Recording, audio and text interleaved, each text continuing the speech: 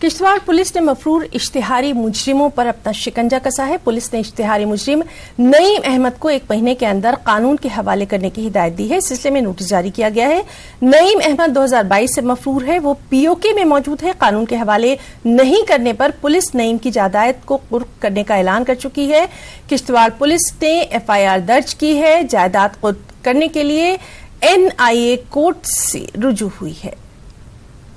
नईम अहमद @अमीर उर्फ Ghazi son of Nabi Gundna RO near Jamia Masjid Kishtwar, जो कि FIR नंबर 272 2022 में मुलव्विस था, जो फरार चल रहा है, उसको ये ऐलान किया जाता है कि वो अपने आप को कानून के हवाले कर दे, नहीं तो जो मजीद कार्रवाई है नेक्स्ट वो फरमाई जाएगी।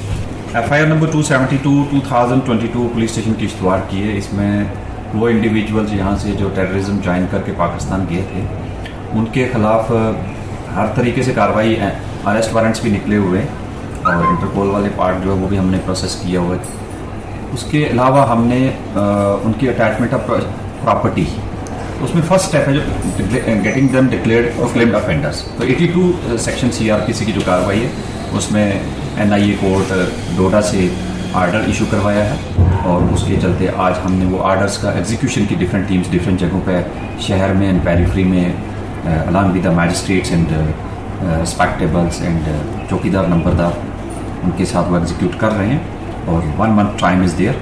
अगर वो 1 महीने में नहीं अपीयर होते हैं बिफोर द कोर्ट, आता है इन्वेस्टिगेशन एजेंसी 83 की कार्रवाई में अटैचमेंट ऑफ प्रॉपर्टी जो है वो प्रोसीडिंग्स चलेगी। क्या है कि इस केस में 13 है और दूसरे केस में अराउंड 24 है, तो दूसरा FIR नंबर 90 में जो है वो अलग से प्रोसीडिंग्स चल रही हैं and we will carry forward के दोनों केसेस में जो 36 टेररिस्ट जो are operating from across POK और पाकिस्तान, तो उनके खिलाफ ये प्रोसीडिंग चले, अटैचमेंट ऑफ प्रोसीडिंग प्रॉपर्टी हो, so that they are compelled to appear before the court.